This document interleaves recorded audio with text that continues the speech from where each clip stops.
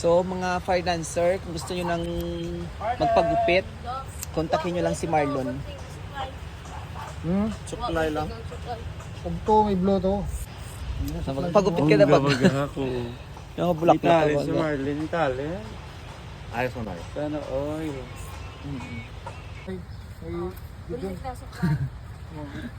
Dapat lang. Dapat maraming talent. Dapat lang.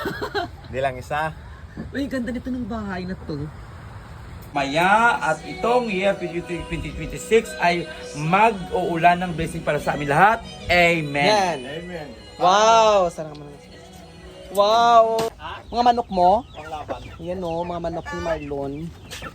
Tapos, yan mga manok. Tapos dito, lahat to isda. Isda yan. Isda na binibinta niyan, maliliit na isda. Ayan, laki. Laki siya. Ito mga stock na. Lahat, nakatingin. Isda. Puro lalaki dyan. Ako. Bongga na. Yun o buntis? Hindi. Yun o? Butiti yan, butiti. Oh, hindi buntis yan. Ganyan talaga tiyan niya. Ang liit. Ito. Dito din. Sa malaki oh, malaki. Ang laki, super ang laki-laki. Tapos yung liit. Oh, di ba? Mahal, magkano yung binta yan? Nang 2.5. 2.5 yan? 2.5. Well, mahal pala to, kahit ganyan kaliit. So, 2.5. Ito, nasa 5,000 ang laki-laki. Tapos may mother. Dalawa yung mother, no? Nanganak na to. Itlog na doon. Pero kinakain yan. Oh. Yan ang itlog na big na brown. Brown egg. Mga tanim ni Marlon. Meron siyang okra, nilagay niya lang sa mga ano, para hindi na siya bibili. May mga talong siya. Yan, may kamatis din siya dito. Yan, mga kamatis. Di ba? Itong mga galon na to ay galing yan sa ano? Sa coconut. Hey, paano kung nandiyan yung uod? Kakainin nila? Pero pag bata wala pa? Hindi wala yun. Ano yan, lupa o feeds? Feeds. Hindi dito nangagat? Hindi. Sigurado. Wala mo. Tapos nangagat. Mungga. Pagpatay ka. Sige, kinakain. Mungga. Gato ka. Ayun, oo, atras. Oo. Tagubi. Ayun.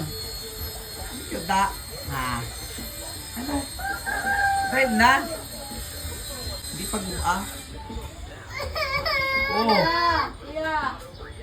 Yung ano, yung view ng bahay ni Marlon.